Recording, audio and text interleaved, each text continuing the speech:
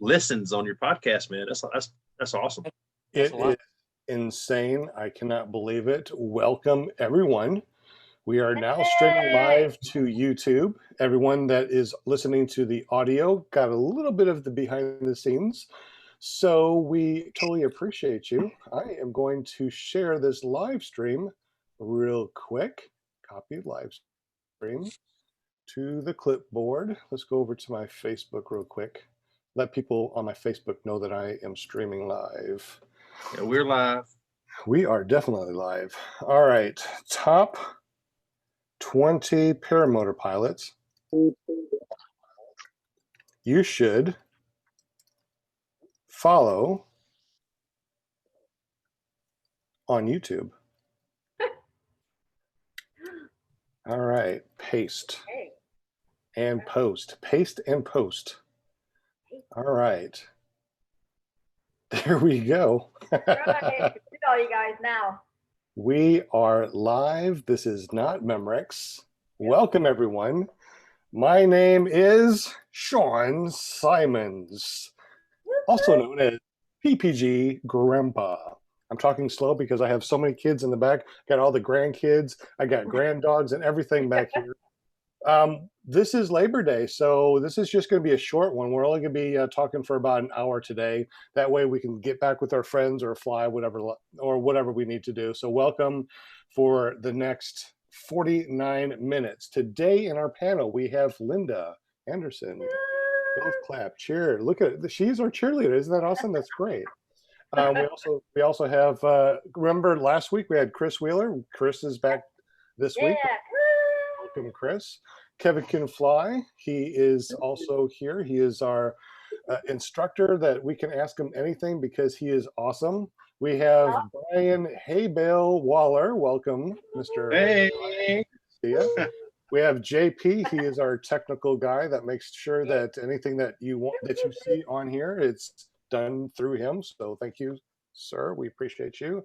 And we also have David here. He has not been on here before, but he will be our guest next week. So he is on the panel to give us some of his expert advice. Today, we're talking about the top 20 paramotor pilots that you should follow on YouTube. However, we're talking about the top 20. We don't actually have a list here, guys. We're going to be talking about the ones that influenced us and the reason why we're here. Now, we're going to put Tucker Gott off to the side because we already know about Tucker Gott. It's the other ones that we want to know about. And other than Tucker Gott, the next one that comes to my mind immediately is Anthony Vella, because not only did I watch him on the internet on YouTube, but he also had the Paramotor podcast, which I really thought was cool. He's up to episode 30. Hey, this is episode 32 on ours, so we actually beat him. Yay, we beat him. Don't tell Anthony. Don't tell Anthony. You'll have to do a couple more to beat us, but we don't want him to beat us. Anyways, guys, so what we're doing today is we're talking about the top 20 paramotor pilots. We're going to write them down, see who we talk about, and then list them off at the very end. If you are watching this on clearproptv.com, then we have a chat. So in the chat, if you would, let us know who are the people that influenced you in the PPG world. Is it a paramotor pilot or is it somebody in your family? Let us know. So let's go ahead and start right away. Who wants to talk about the paramotor pilots that have influenced them? Who wants to go first? I'll go first, Sean. All right. Because I was just at his place this weekend. So he hit me up on YouTube and invited me to come on down. And his name is Kyle Oakley. And let me tell you, while I was at his place, he was absolutely the teacher that you would think he was, because he had a few students there. And I got to watch him go through his spiel with his students and teaching how to kite and weather, and did some hang testing and that kind of thing. The amount of patience he has is, you could tell he was definitely made to teach. So I'm just gonna kind of throw it out there. I think Kyle Oakley is probably somebody that we all have looked upon at least his videos and said, and at least got something from him, and probably is weather related, because that man sure does know his winds. I totally agree with you. I often go back to his videos because they are very informative, fun, and he's got that voice. He has a very distinctive voice. If you hear him in a crowd, you know that he's out there. He has a very distinctive, very awesome professional voice. Who else?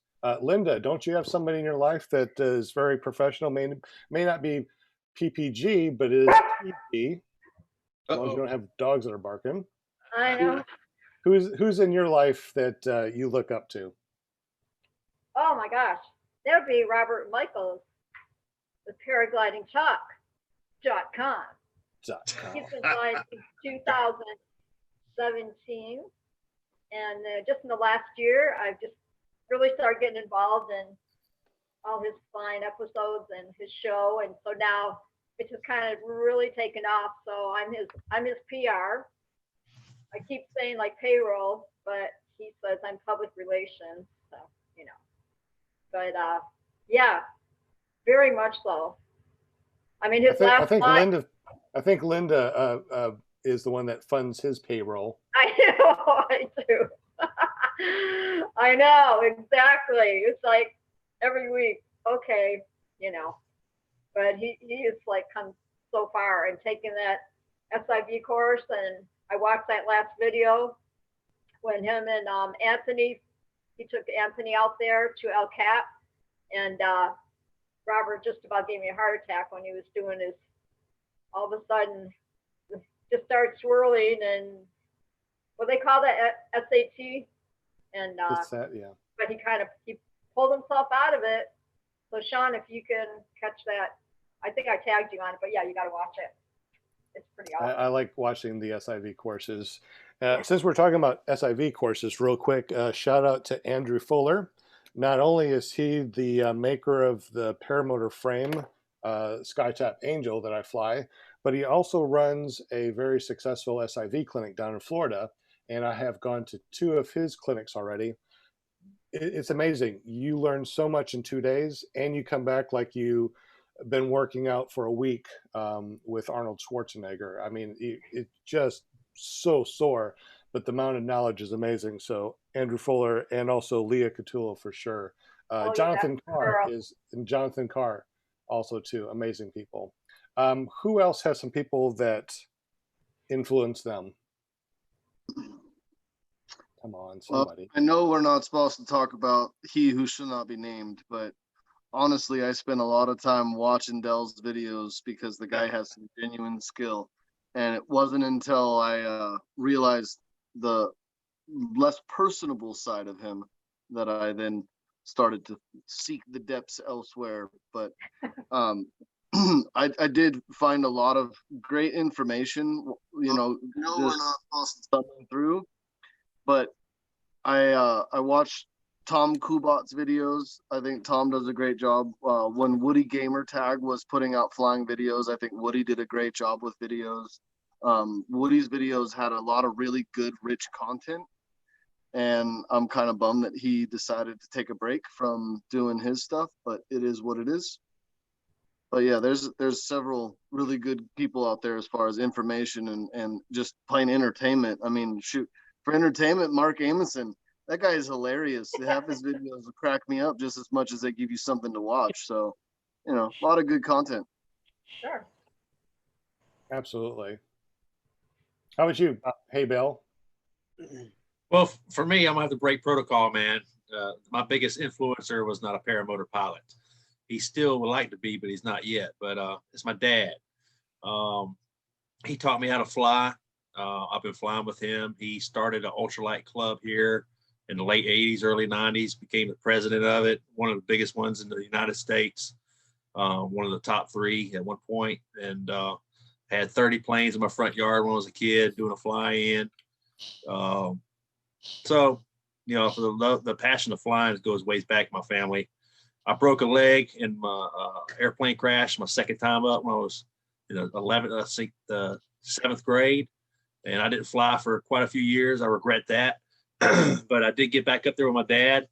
and he taught me to fly. I soloed in 2012 with fixed wing aircraft, ultralight, and I've been enjoying aviation ever since. And I wanted to be able to fly while I travel in my camper, and there was only really one good way to do that, and that was a paramotor. So I started watching some videos, John Baptiste Chandelier, and then Tucker Gott. And, you know, I watched Tucker's videos. I want to learn where to train. He said aviator, and that's where I went. You know, I guess the rest is on YouTube if you want to watch it. Aviator. Yeah, I actually have Eric Farewell on my list too. I've been crossing out all the people that we've talked about to make sure that we're all on the same page. See how many people you say, and see what I have on the list. Real quick, I do want to shout out to kevincanfly.com. Yes, I am actually shouting you out, Kevin. He is a really good instructor. JP, another good paramotor pilot. We also have the Brian Waller, Skinny Shane. Never trust a skinny chef, Shane.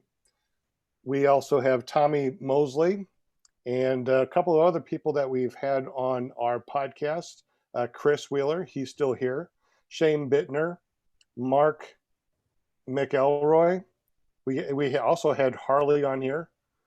Brody Smith, Philip Anthony, Doug Martin, Jeff Goen, and Will Liddy. Those are all the people that we've had on our podcast, so we definitely want to shout them out.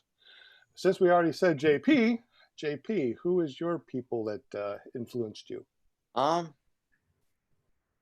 would say one of the first videos I ever saw, I don't know if it was the first video. It's hard to put your finger on what was the first paramotor video you ever saw, but I clearly remember one of the first few that got me really into it was a video that Matt Minyard put out, and I just did a search for it and pulled it up. It's titled Girl Tries to Get High on Her Own, Living Life, Paramotor Life is the title of that video.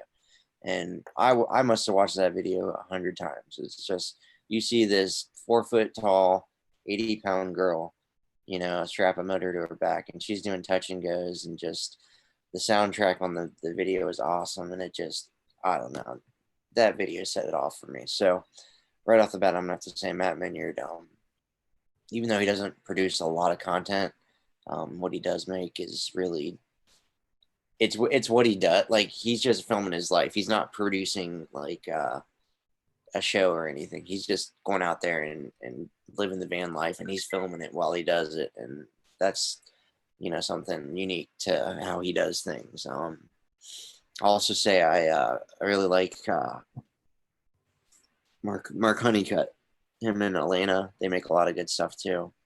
Man, there's so much. Max Martini, John Baptiste, like Brian said, so many good. Bart Berry, his buddy. Who's his buddy that flies the free ride? Anybody follow Bart Berry? There's so many good pilots out there. One person that I wanted to add to this that I think is really well known but highly underrated is Mike Robinson from Blackhawk. Yeah. Mike is a wealth of knowledge. He's been in the sport and industry for many, many years. And that's another one of the video content producers that kind of got me started into paramotoring back in the day, was watching the breakdown of how Mike would discuss the differences between the different gear without sitting there telling you that the Blackhawk was the one to buy. He would tell you that you come to Blackhawk Ranch and they have all kinds of gear and you can try all kinds of things. And I always enjoyed that about somebody who's willing to not only show you the skills, but then pit their equipment up against the competition around them for an honest comparison. And I think Mike is always shown to be a very honest guy. So I just wanted to throw that out there. And what was Mike's last name? Robinson from Blackhawk, Mike Robinson. There's another Mike there too, isn't there? Yeah, there's two Mikes. Okay. I couldn't think of the other Mike's name off the top of my head. They do a show. I think it's called Coffee with Mike and Mike. It's like a pair. Yeah, that's it. Okay, I remember that. Yeah. The one Mike owns the company. Mike Robinson owns the company, and the other Mike is the one that runs the motor school and does all of the maintenance and stuff, builds motors, all that kind of stuff. Nice, nice. I guess Rick, we're up to David Can I- real quick. Oh, yes, go ahead. Just JP. real quick, if we're saying influential too, I gotta throw a shout out to my instructor, Chris Holbert, Predator Paramotor Training. By far, he's the most person who's influenced my flying style. Just because I spent so much time with him in training, and still to this day, I just hang out with him as much as I can, and I'm still getting pointers to him, and you know, that goes to his. You know, he's still seeking instruction himself, which is something that I really admire about him, is that he doesn't have it all figured out. You know, like some people might say, like, I've made it, I got it. You know, he's still furthering his education. He goes to clinics with Matt Minyard, and goes out to see Chris Santa Croce in Utah. And there you go, another good, you know, fantastic name, Chris Santa Croce of Superfly in Utah. He's just been in the sport for decades, and a wealth of knowledge, and just that knowledge trickles down, and I'm happy to see it make its way to my brain. So I'll pass it on from there. Thank you, JP. Awesome. As I was saying before, you talked about your instructor. I will quickly say shout out to my instructor, Britton Shaw. But I guess at the very end of this, we'll talk about all of our instructors and stuff like that. But yeah, definitely we need to talk about our instructors and how well they influenced us. Mr. David, welcome to the show. Glad to be here. Who influenced you as far as PPG and flying? Well, I about 30 years ago, I remember I lived in Indiana as I started out my ministry, my pastoral work. And there were these guys flying around on trikes way back then, because I think the equipment was heavier. And I looked into it and I couldn't afford it. So I didn't do anything. And then last spring, I guess it was, not this last spring, but 2 springs ago, I turned on YouTube. I hadn't even been very aware of YouTube, except that I could find out how to change a dishwasher on there. And there was Tucker Gott, and he was young. So while it was neat, it didn't really relate a lot to me. And then I saw Woody on there, and Woody made a big impression on me. And after listening to him a little bit, I decided to do it. So I got some training, but it didn't work out well for me, mostly my fault, I would say. And so I ended up going down to Aviator for 6 weeks. Told Eric Farewell my situation, and he said, come on down. And so I volunteered for 6 weeks. And so that whole team down there had a huge influence on me. And this summer I went out and saw Dave Halcomb and Matt Minyard. And Matt is just, he's like a physicist for Right. PPG, isn't he? Yeah.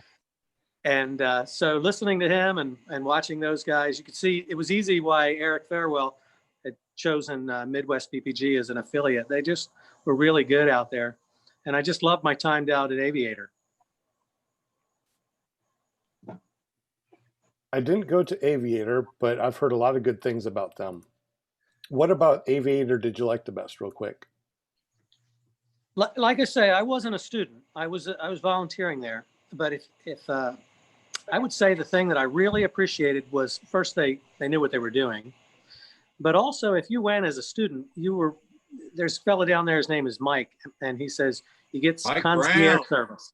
Yeah.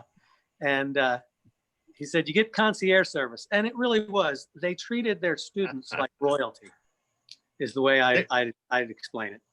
That's the best crew down there, man. Woody is another Woody, not Gaming Woody. Woody Trayon, and Ross, man, there's Fletch, the whole crew, you know, AJ, you know, there's several instructors that have come through there that I've met that were training while I was there. It seems like the biggest trend there is their students keep coming back, you know, either coming back and trying to take part as an instructor, or just coming back to fly with the instructors. It's just it's a pretty good family to be part of, for sure. I'm a little partial. I'm sorry. Yeah, they're great guys. They're great guys. All right. Well, we went around and we talked about the paramotor people that influenced us. besides Tucker Gott, what other famous people can you think of out there that would be worth watching on YouTube? So the one that I watch in slow motion the most, especially when the camera goes off to his hands, is a guy named Mitch G. Yeah. The skill of Mitch G is unreal. So that guy knows speed bar better than anybody I've ever seen on a speed bar. But it's not just that. He understands the difference between brake and tip steering. He is really a professional at 2D steering. He's very good. So if you slow his videos down and watch his hands because he doesn't talk much about what he's doing with his bar and his hands, but it's magical the way that guy can control it. So what he's doing is highly advanced, because if you're on the bar and you're low to the ground like he is, you better know what you're doing. But so I would definitely say Mitch G is in there. And I'm gonna put a tick on JP's thing about Chris Santacroce. If you haven't watched Santacroce's series on pitfalls and that kind of thing, that's like a must. You must watch Chris Santacroce's the Superfly videos. I think there's only I don't know, maybe 12 or 13. There's not many, but every one of those is like a golden nugget of knowledge. And then two more that I'm gonna mention is Jockey Sanderson. Jockey is a paraglider guy, but I'm telling you, the stuff that he puts out there is top notch. And then if you just want fun and you just want to watch a guy that's super famous and forget the language because most of his videos are in Polish, is a guy named Mr. Lojack. Mr. Lojack is like the king of flying paramotors, hands down. That guy is, if you haven't heard of Mr. Lojack or haven't watched his stuff, here's a guy who goes into domes and starts flying slalom in domes and stuff. I mean, this guy is insane, but Interesting. So real quick, everybody, what do you think is more important when watching a YouTube video about paramotor? The 4K crisp, everything's, nice and perfect, the audio, both, or instruction? I think it kind of depends what you're watching it for. If you're watching it for entertainment, then probably the quality of the video and audio. If you're watching it to learn something, then probably instruction. I think it's every person on YouTube who does this has a different forte and a different reason they're doing it. So if you're going to watch Tucker, it's great entertainment. If you're going to watch and you want to know something specific about maneuvers and that kind of thing, you'll watch Santacroce, or you'll watch Jockey Sanderson or somebody like that. I asked Robert who his influence was, and he just told me it was Tucker. Tucker Gott. Shoot a fly. He said Tucker Gott. Yeah. So my personal view is it's the delivery. It could have terrible audio. It could have arguably terrible video if that exists at this point in technology. But when the person who's giving you the flight, whether it's just a flight and you're coming along with them, or whether it's a video about progressing a skill in some way, the way that the information is delivered is probably the biggest thing, in my opinion, that matters the most for the videos that I watch. And then, like we were mentioning earlier, one of the big ones that's paragliding, not paramotoring, but the skills translate the same, is fly bubble. So they have a great series on kiting, ground handling, high wind kiting, how to launch your wing, kill your wing, and pitfalls around how kiting your wing can get you hurt on the ground, or how you can be successful on the ground. And then they have a whole lot of other information as far as if you wanted to free fly, how to soar, how to get away from the hill, how to thermal. They break down a lot more of the finite means of flying, more so than just the motoring. But it's a great wealth of information from Fly Bubble. I agree. I like Fly Bubble, and that definitely makes sense. If you're looking for just raw videos and listening to the sounds and watching, you want to watch, the Tucker Gott raw videos that he puts up. That does make sense a lot. Looks like Tommy Mosley is on here. Welcome, Mr. Tommy. Thank you, sir. Good to see you back on here. Have you been flying lately? No, I've been on call all week at work, so I've been busy. Now, is this the guy that flew at Sonic? I'm confused. Yes.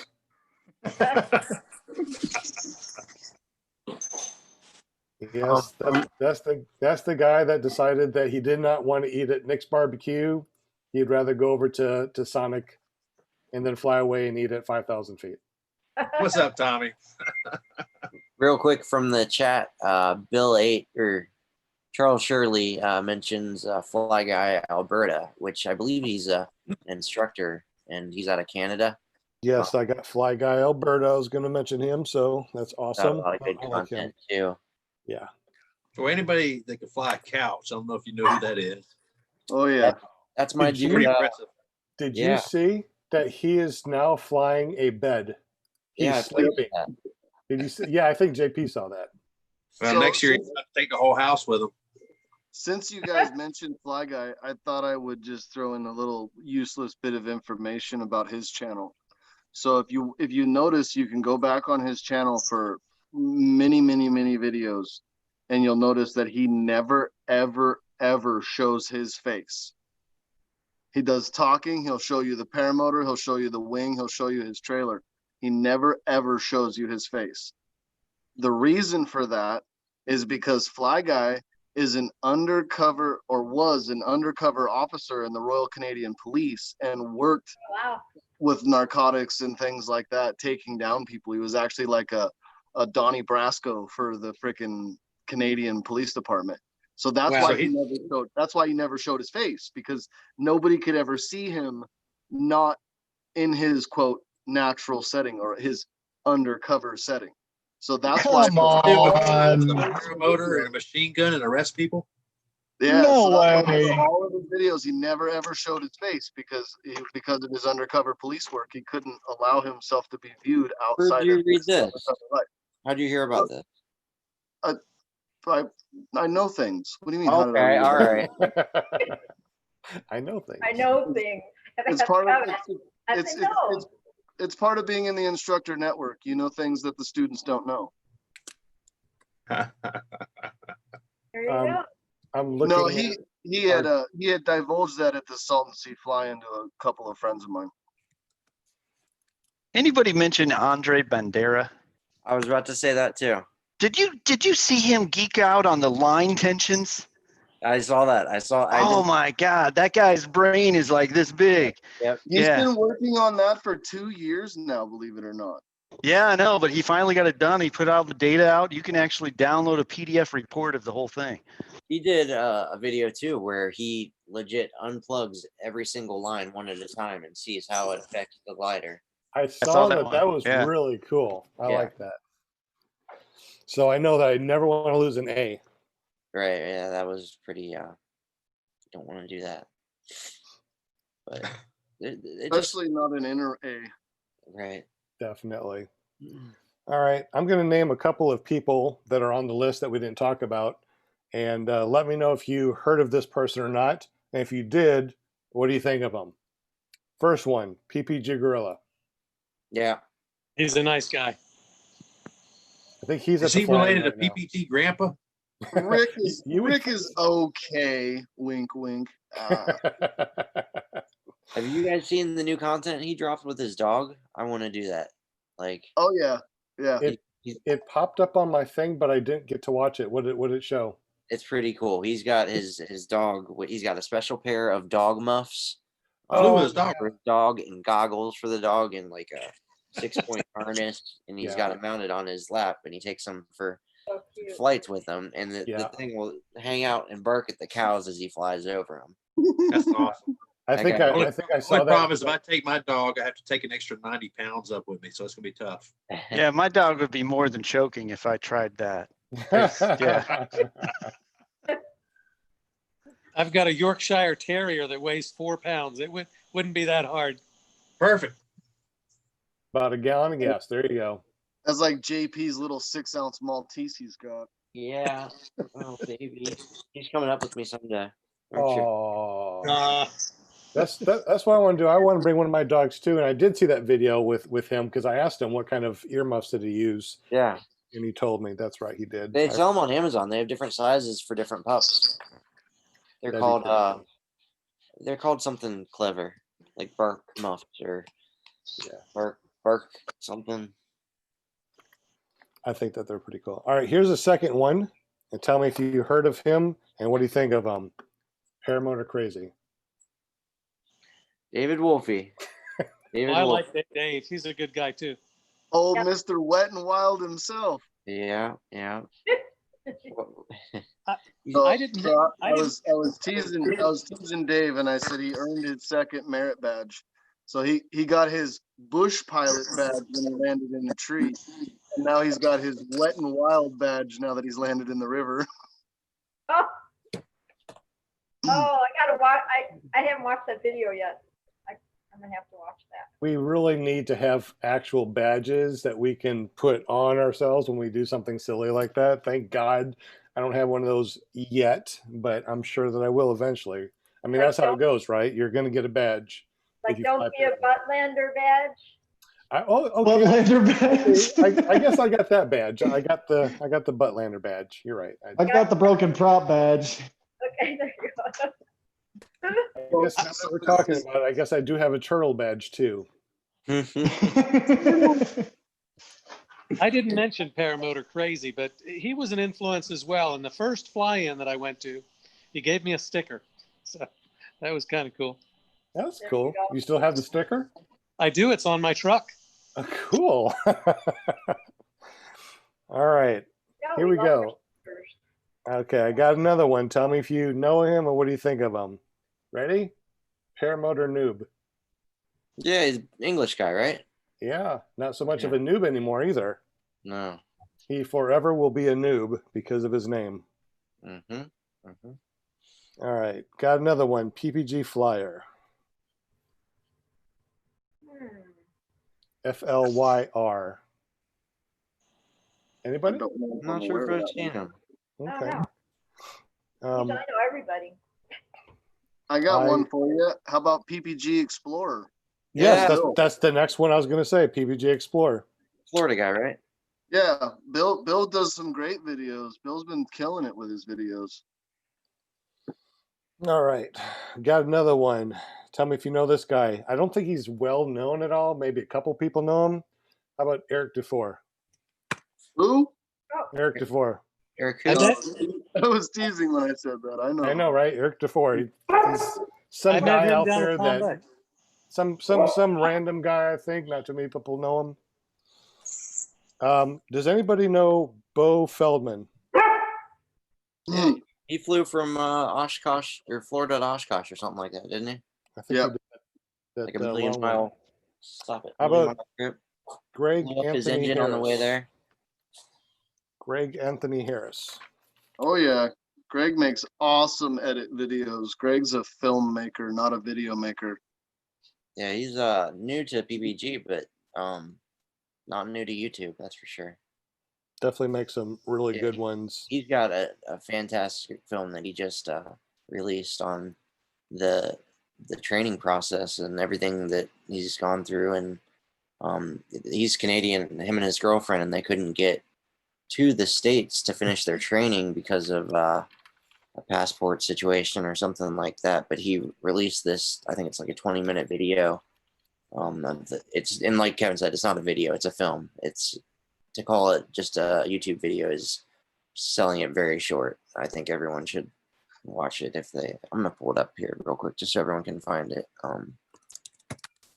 I mean, that video pulls up emotion, and it's like it Yeah. reminds you of your first. It reminds you of your first day. It reminds you of your training. It makes you feel like you're a part of what's going on. It's amazing. Called But What If We Fly? That was a good one. I liked it. Yeah. Another one I would plug is Glenn Tupper with his Paramotor Australia and Paramotor the Americas. Mhm. He's also put out 2 really good full-length films on paramotoring as well.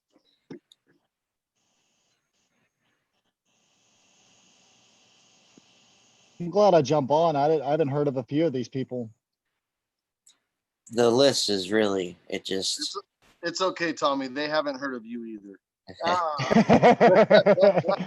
Well, I mean, I follow a lot of free flight guys. Like Getty G has been one of the ones that I've just absolutely loved watching his videos. You know, that's kind of where I'm at, and you know, a lot of 500 miles to nowhere, Gavin's videos. Right, yeah. Between Getty G and Max Martini, it's like you can sit and drool over free flight all day. Exactly. So I mean, a lot of the PPG guys, the big main ones I follow, but some of these guys, I need to follow them. It sounds like they're making some good stuff. Well, if you want to see another filmmaker who's really good, he's not, he doesn't talk, or I don't think I've ever heard him talk. It's Airborne with an E. So look up Airborne with an E. That guy makes, it's cinematography of paragliding. How do you spell it? Is it started? AIRB, yeah, that's it. AIRBORNE, Airborne. Oh, Airborne. Yeah, gotcha. is the name of his. Well, I will channel. say, I was a child of the 90s, and that dumb movie was one that I watched a few times. What's that? That's it right there. The movie Airborne, where the kid gets stuck in Cincinnati, Ohio with his roller skates and finds a girlfriend. It's a typical 90s story. I miss the 80s and 90s. The good old days.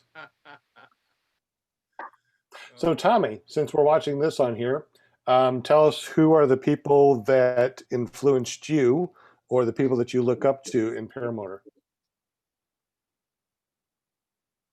Mr. Tommy. There was really Kyle Oates, and I've gotten to, fly a lot of the same sites that he did. That's the person that I really, Kyle Oates' videos, he's such a weird dude, and just he's hilarious and nerdy and smart, and I really enjoy his videos. They seem down to earth, and he's giving you honest opinions on everything. I've always respected his videos and liked them a whole lot. That's the main one, just because he does a little bit of free flight, does a little bit of motor. He's into a lot of the same stuff I'm into. But other than that, the Tucker Gott, it's hard to get away from Tucker Gott whenever you type in PPG. That's what pops up. Mark Honeycutt, Woody Gamer Tag, the main ones. I don't know what's up with Woody. It doesn't seem like he's making near as many videos now. He made a comment a while back where he said he wasn't going to make them if he didn't feel the magic. He said he doesn't want to make videos and have them be boring, and people would say, oh no, if you make it, it'll be great. And he comes back with, well, you wouldn't say that if I had made just another regular boring video with nothing happening. Well, I mean, the last few videos I saw of his, he was throwing a second reserve, landed in the middle of a. I mean, those were the last videos I saw of his, and I'm like, yeah. What do you mean? Boring? He's good friends with a fellow down at Aviator, and I think that part of the problem for Woody is that he's got a site that focuses on one thing, and he doesn't want to divide that to something else. There's two different audiences. Mm-hmm. Gotcha. Yeah, he has the gamer audience. That's his main base, I think. Yeah. But make another YouTube channel. I mean, goodness, it would definitely make money, I would think, or get views or whatever. I mean, I'm interested to see what he's up to. JP, we're still looking at your screen. There you go. Oh, there I am. I'm glad it was just that screen. I was like, where did I go? All right. We've been talking for almost 40 minutes so far on our live podcast. And we got a lot of names here I would definitely want to list off, but I suppose off the top of your all heads, who are the top 10 paramotor pilots that people think about or know about when they first get into it? Okay, you did what I was going to ask, but when you say top, do you mean like best skill, best videos? Just who are the names that come to well-known? The well-known, like the newbies. If you ask a brand new newbie, it's like, who are the paramotor pilots out there after Tucker Gott? Who comes off next? You are going to come. Hey, Bill. Y'all are going to hate me for this. Super Dell. You can't get away from them. And Super Dell's all over the Captain place. Kurt, you're going to come across him too. Yeah, that's right. Yeah. So Captain Kurt, Dell, and Tucker Gott. All right, who flows off next after those three? Kylo. Kyle. Okay, Kylo. Who else? And his wife. I can't hear you, Brian. Yeah, I trained with Derek Trout and his wife, Lee Ann. Yeah. They both had a very positive influence on my life. Ashley Goen, AJ from Aviator. He's one of their lead instructors down there now. Super awesome dude. And One Up Adventures. Yeah, that's a good one. Yeah. And who? The two guys from One Up. Kyle and Travis and Kyle. Mooney. Yeah, Kyle Mooney and Travis Burns. yes. Travis was at the fly-in this weekend at Dave Purdon's. He was there certifying David Wolf, you know, that he was, 5 minutes before he went into the water. I don't know what that says about him, but You're not going to live that one down for a while. yeah, he's in Oh, trouble no. with that one. You know, the thing that I wanted to point out in that one is he wasn't flying the Atom 80. He had the motor power, so it's not like he wasn't at a disadvantage for power to climb back out of the water. This is true. I don't know. It's live and learn, you know. We got to give him a hard time because that's our job, but at the same time, it's not a difficult mistake to make. So No idea what it means to live and learn. I don't know what you're talking about with my. Don't know what you're talking about at all. Yeah. So what happens? We've all been there, and You definitely all been there. I admire David for posting his mistakes, you know, and not being like, "Oh, that never happened," you know. But he posts it for the rest of us to learn from. So Stand by. You'll be admiring me in a few weeks. Hey, don't I say was- that, man. I was No, flat I- blown away that he was able to launch that wet diaper and get it up in the yeah, air. that was impressive. Which it opens up an entire new thing for me. It was I didn't think you were supposed to do that with wet lines. It stretches them out, but It actually shrinks them more than it stretches them. It shrinks your D lines. right. So I made a comment in his video to make sure he gets that checked out, but that was impressive. But Didn't Jeff Dean, didn't he had a little crash? I don't know if it was there at that location, but he didn't crash in the water, but there was something on Facebook that he, yeah. what did you have coming up, David? Jeff Dean. When I was out on that West tour, I got into Sturgis and took a flight. And I noticed as I took off that I didn't have the lift that I was used to because it was at altitude. And sure enough, I got up and around a little ways and everything was fine. And I looked at my arm and I had left my phone on the ground in a public park. Oh no! So I turned around and I landed. Everything was fine. And I set up again. And this time you'll get to see it in the video. Look forward to it. Hey, did you get to fly close to Mount Rushmore when you were out there? I did. I flew down at Fort Custer State Park. But Yeah. like I say, I was afraid to go a great deal far away from the airport there because if I went down, I wouldn't have anybody to get me. So I took off around Custer. I was planning on flying the few miles up there to see Mount Rushmore, but I chickened out and just flew around Custer and landed. Who did we have here a couple weeks ago that flew Mount Rushmore? Didn't we have who? That was the dude that flew all That was- 50 states that and was he Harley. got certain Oh, it's permission Harley, yeah. to take off. Yeah, Harley. Okay, that was pretty cool. There's another great pilot right there, Harley Milne. Just Hey, we have a lot of good pilots on the show. You get this guy that did an awesome hay bale slalom. Win, He Guinness is definitely the World most Book favorite. record holder. Now we got the famous David Depino. I know. Man, oh, how show's about growing, brother. JT? doing Wolf? good. He did the hay braille slalom. Yeah, I wouldn't say I did it, but I Went for it. You did not do it. It was full send, brother. It was CG. It was all CG. It never happened. It's just it was on the stuntman. Oh, I wish. How about JT Wardle? Anybody watch any of his Yeah, stuff? out of Live, Utah. laugh, love.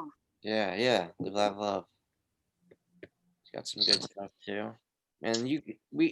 And I want to asterisk this too. If we haven't mentioned you, and we should have, it's not because there's just so many fantastic pilots out there that I'm sure we're forgetting some awesome names. So no hard feelings if we forgot you. Yeah, literally, Jesus showed up to my class, man. Is a dude named Jason. I won't give his last name. I'm not sure I know how to pronounce it correctly, but he was in my class. And he's got the full beard, hair, everything, and yeah, it's pretty special. Jesus flew. He got the name Chop Shoey because they gave him an old motor that had a bunch of butt landings, and so the clearance between the prop and the bottom of the cage was about 2 inches. And he took off with such gusto that he put his foot through the prop.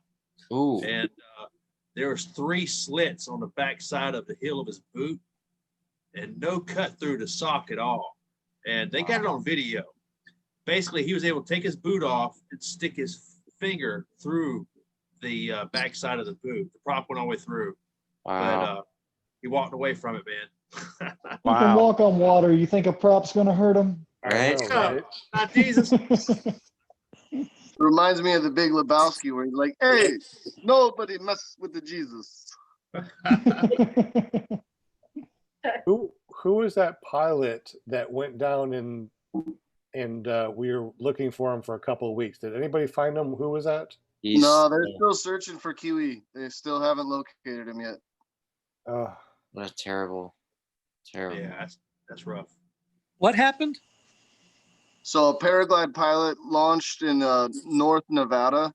They got into strong lift and they carried him into the Nevada mountain range. And that's where he sent off his spot locator emergency beacon. They went to where the spot beacon had gone off and they started searching from there. And it's been almost 3 weeks now and they still haven't been able to locate him. Oh my. Crap. I didn't know he had a spot, man. I mean, he had a spot that worked and they still couldn't find him. That sucks. Well, they're not sure what the situation is because the spot didn't continue to produce the beacon. It only put out the original SOS and then it quit working after that. So they don't know if he went down on reserve. They don't know if he landed, packed up and started hiking. Like there's literally no information. They just got the emergency SOS and he hasn't been seen in 3 weeks. So it's very, very scary for everyone involved. That's not good. If I was closer, I'd take my paramotor and I'd start buzzing all over the sky with my paramotor looking if I could help it. I'm surprised more people are not doing that. I mean, I know. they had people combing the GPS like video. What a terrible.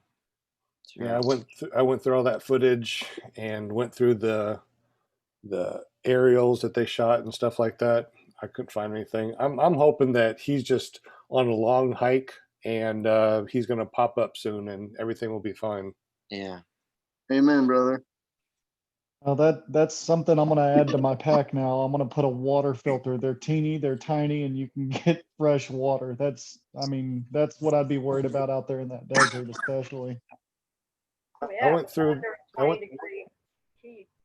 I went through the Grand Canyon with a pack on my back for 6 days, used those little water filters. There's water holes like all over the place. It's more surprising than I thought. So hopefully he So does. this guy was obviously flying by himself like a lot of us do. No, on a he regular flew. basis. He was flying with a friend. Really? Yeah. I think like 2 It's friends. easy to get split up in free flight though. I was going to say that. Yeah, you leave a thermal earlier than the other guy. He gets into another thermal and he's circling up and he sees you, but you're, a mile, to the west of him and you're fighting your thermal. You're worried about staying up. You're not worried about staying together. Gotcha. Very Because he was a easy to get split paraglider. up. Yeah, Yeah, I'm no He was paraglider experienced paraglider and survivalist. So they were saying if anyone could have, landed out and with a broken leg and survived for a week, it was him, which makes it even rougher that he still hasn't shown up yet. Like, damn. There's a post on Facebook, I think it was put on yesterday, day before, his sister flew into town or whatever, and they were still doing the search and rescue. But because it's so dense out there, that is really hard to get, any kind of intense search. You know what I mean? Like with the helicopters, anything like that. So Yeah, it's on Facebook. I think it's on Bradley's Facebook page or whatever. But there was an update a couple days ago. They still have a bunch of people out there still looking. So this might be a little off topic, but all your paramotor pilots, potentially emergency scouts, has any law enforcement agency ever approached you to help find something because they knew you could fly? So let me kind of go into this. I actually worked for Southern Arizona Search and Rescue, so I kind of know a little bit about how that works. Different states and counties go with different authorities. So in Southern Arizona, it was part of the sheriff's office, right? In some states, though, it's part of the fire department office, right? So it kind of depends on where that would be. But typically, if you're going to be participating in search, that's all volunteer, right? So as long as you're clear to fly there, you should be able to search as a volunteer. If, however, you wanted to be active in the search and rescue community, you generally need what's called a WEC, or a Wilderness Emergency Care certification. So it's roughly what an EMT would get plus about 12 weeks of medical, because EMT is generally the first half hour of trauma. WEC is the first 48 hours of trauma. So if you're looking to get into that kind of thing, definitely look into where you could get your WEC certification, which stands for Wilderness Emergency Care. A lot of times it's put on by Ski Patrol, because Ski Patrol usually has WEC. So there you go. Oh, See, up here in Oregon, I've taken that course. They call it by a different name. They call it Wilderness Mountain Rescue Course, but it's the same basic course. You go through all the first aid triage, and then they also go through high angle rescues. So if you had to get somebody out of a tree or get somebody off a cliff face, then you have all the information to be able to rappel yourself down or climb up, collect the injured party, and then belay them down from a cliffside or down from a tree, and to do it all safely. This is not if you're flying a paramotor to search. That this has nothing to do with the paramotor, right? Yeah, so up here in the Pacific Northwest, there's a lot of trees. Almost every single flying site is surrounded by very, very tall conifer trees. So if you were to go down on reserve, it's really likely that you could be hung 100 feet up in the top of a conifer. So to get yourself down out of a 100-foot tree, the only way to do it safely is to have somebody come up the tree, anchor a rope and a belay, and then collect the person who's hanging with some sort of a harness, and then to belay them down to the ground slowly and controlled. Most people, believe it or not, when they get hurt on their reserve, don't get hurt, at least in the free flight community. I'm going to be clear on that. They don't get hurt from when they actually hit the ground. What happens is they can see the ground as they hang from a tree, and they start unbuckling everything, and they try to get out of the harness and get to the ground, and they wind up falling 30 to 45 feet. And that's how they wind up getting seriously injured, is falling out of the harness to the ground. wow. So that's why the high angle mountain rescue is a really worthwhile course for your fellow pilots to have, because they're the ones that are come rescue you. Gotcha. I see what you're saying. Now that WEC cert that you were talking about, does that has nothing to do with being a paramotor pilot flying around? No. What is it? What is that about then? No, I was saying if you wanted to get involved in your local search and rescue, right? Okay. If you actually wanted to be part of the local search and rescue, usually they require the volunteer outside of the volunteers.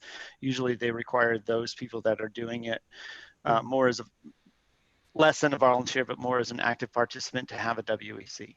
That's what that was. But just so you know, if you get involved with search and rescue, at least my experience, there was more body recovery than there was anything else. So you got to kind of know what you're getting into. That's a lot more. The reason I asked the question because sheriff, I believe it was, showed up at my dad's house 20 years ago and asked if he could use his plane to locate the rancher's ostriches that got out of the pen. So yeah, I mean, there's a lot of different reasons that you could use a paramotor or a plane to locate something. God, I hope I never get called to find a friend down in a tree somewhere close by. Man, that'd be a bad day. But you should all carry a tree kit, right? You know, in a worst case, it's a roll of dental floss that you can lower it to the ground and pull up a belay rope. So you keep somebody from having climbed up to the tree to you. Mm-hmm. How heavy is something like that? I mean, how much experience do you have with that, Brian? Dental floss? Yeah. Stay Yeah. sharp. Are we talking about real dental floss or are we talking about something different? No, man, just a real just a dental small floss. roll of dental floss, something that if you're stuck in the tree, part of a paramotor emergency safety kit is usually part of it. It's just some sort of thin line that you can drop down to the ground and pull a stronger line up to you. Anyway, I've been told that's how it goes. That's interesting. Who knows what would be in a paramotor safety kit So besides dental floss? a paramotor tree kit generally consists of about 50 feet of small, lightweight cord, a fisk, which is known as a figure 8 for doing rappelling, and generally a general first aid kit, so standard bandages and so forth. Who on this panel right now that flies carries anything remotely like that? And be honest. Dental floss, just a roll. You do. Yeah. And Kevin does too. Yeah, I I have didn't I have a kit. tree kit, and I only take it and use it when I go flight in certain locations that are heavy with trees. Most of the area that I fly around is wide open valley, so I never have to worry about it. But there's a couple of coastal sites that you only have a limited amount of beach, and then there's a lot of trees around it. So if I fly there, I put the tree kit in my harness, so that way, if I have a motor out and end up in a tree, I can at least belay myself down if I'm well enough to do it. What's the minimum amount of first aid would you think would be good to carry with you as a paramotor pilot? Anybody? Band-Aid. So I use Nothing? a crossover kit. I got a kit up at the mountain for wintertime snow skiing. And so it's got what do you call it? Butterflies, band-aids, aspirin, typical standard stuff. But then it also has an emergency blanket. It has a CPR ball valve mask, and I mean it's pretty much just a standard first aid kit, but it fits in a little zippered pouch, and that whole little pouch just fits right in the side of my harness, and that goes in and just stays there always. So I always have a first aid kit. So it's just something that you can get at Walmart. I got mine at the mountain from Ski Patrol. That's what Ski Patrol uses. I think an Israeli wrap would probably be good because I can imagine if you needed to apply first aid from a paramotor or to another paramotor pilot, it's probably going to be involving one of two things: either lacerations from a propeller or broken bones. I would think those are probably the two, right? So yeah, laceration. Maybe yeah.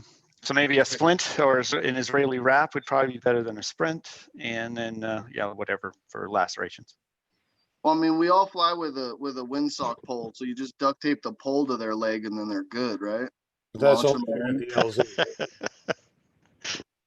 I'm talking about, what would you want to fly? I mean, right now people are talking about, shaving off a couple ounces off a frame to make their paramotor, lighter. A lot of people, I'm sure, aren't going to, go and put a 10-pound, bag that has a bunch of first aid kit stuff in it.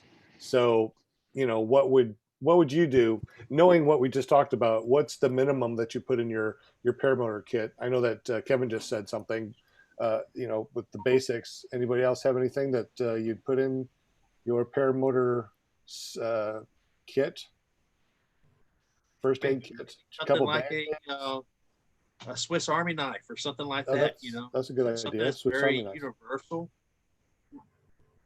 Another simple one that I carry with me is a spare spark plug and a plug wrench. I do have the spark plug and plug wrench, the little tiny one. I think if you're worried about weight, you need to look at how long you're going to fly, because the biggest way you can save weight is fuel. So if you're not going to be flying for a long Yeah. distance, don't put in that much fuel, because forget about ounces. I mean, now we're talking about pounds. You know, when you're talking about fuel, an extra gallon of fuel is 6 pounds. Yep. You know, why are you worried about, you know, ounces on a frame if you're going to fill up your tank and you're not going to use it? So That's true. I do have a 5-gallon tank, and I fill it up tippy top every single time that I fly, just so I know in case I want to fly around. I'm like, hey, look at that way over there. I'm going to go fly over there just for fun. Look at my watch. Okay, I got about 2 hours left. So I love launching with a small child on my back. 2 hours left. What are you flying an Atom 80? no, I'm Upster 185. I don't have near that kind of range. I think an hour and a half is the longest flight I've had so far. Okay, how many gallons you put in? curious topic. So if you're flying a Moster, what is your fuel burn per hour? How many liters per hour do you burn? Kevin, that's a great topic, because I cannot figure that out. And I think I'm actually burning more fuel than other people my weight flying the exact same motor. So this is a phenomenal topic. All right, so we're I guess we are done with our paramotor peeps and stuff like that. Let's go ahead and talk now in our after show, which we weren't going to do, but hey, it's flowing, so let's keep it going. Talking about fuel, I have 5 gallons, and with it topped off, I can do about 3 hours. What size wing are you flying, and what is your weight? My weight right now is 260. My all up is about 330-ish or so. Well, actually, I think, yeah, about 330 or 340, depending on, I think it's 340 now with that full 5 gallons of gas, which is 30 extra pounds. Let's see. I have a 28-meter wing. It's the Gen Vantage 3. It's more lifty. It has less material, less lines than my Roadster 3, and has more lift, and it's more buoyant than my 28-meter Roadster. Go figure. But yeah, I'm getting about 3 hours off of 5 gallons. Wow. Yeah, you're getting an hour more than I am. With 5 gallons? Yeah, you're getting an hour more, and I'm 180. With the Moster 185? Yeah. No, I'm 180.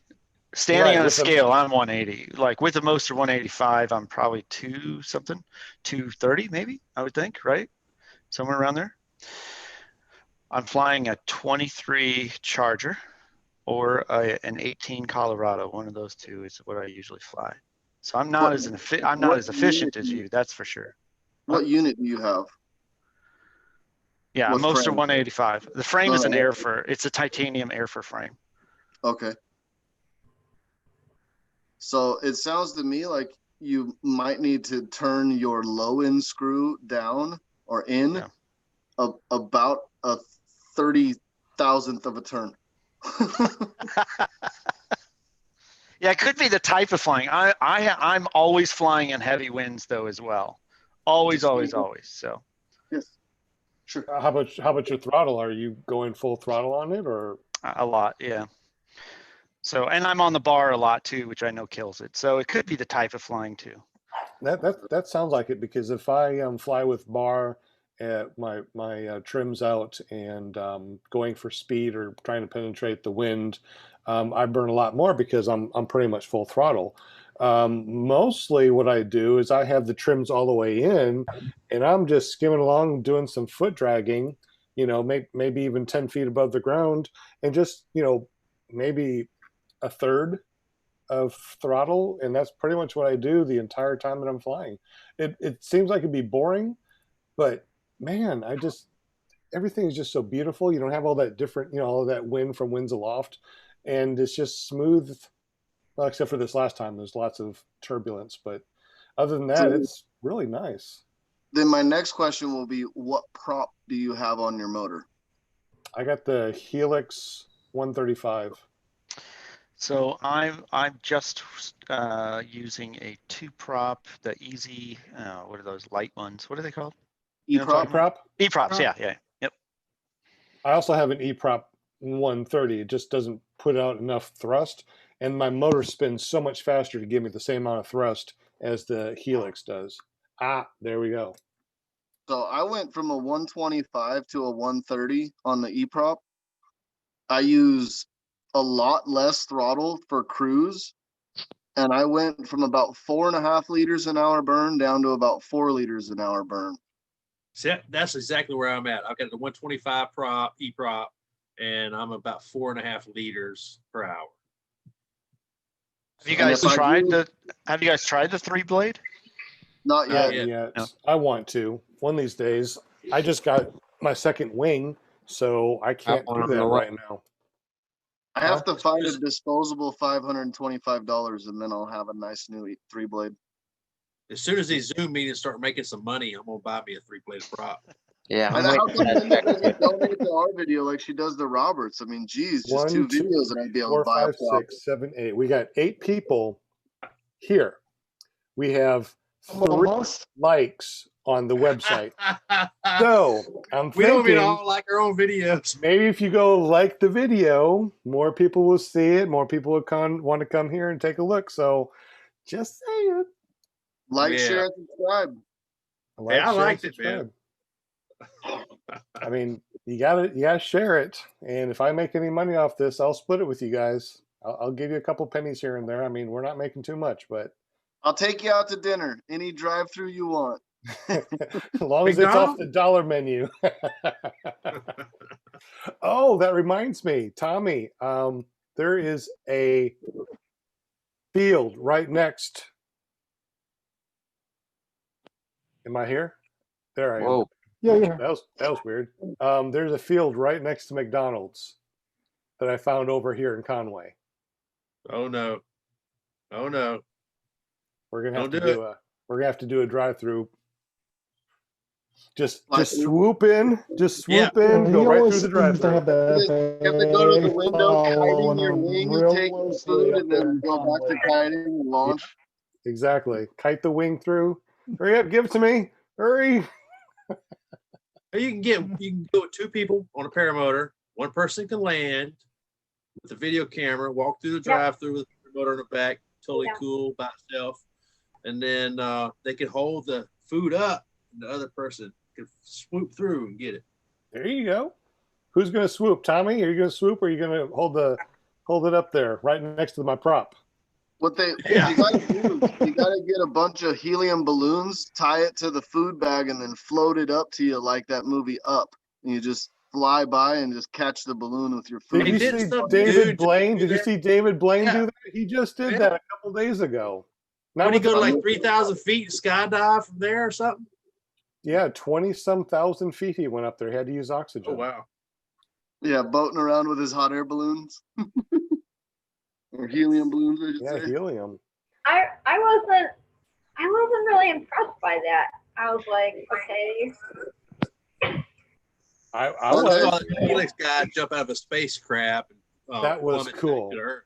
Yeah. That I was was actually cool. on an airplane flying from Alabama to Arizona.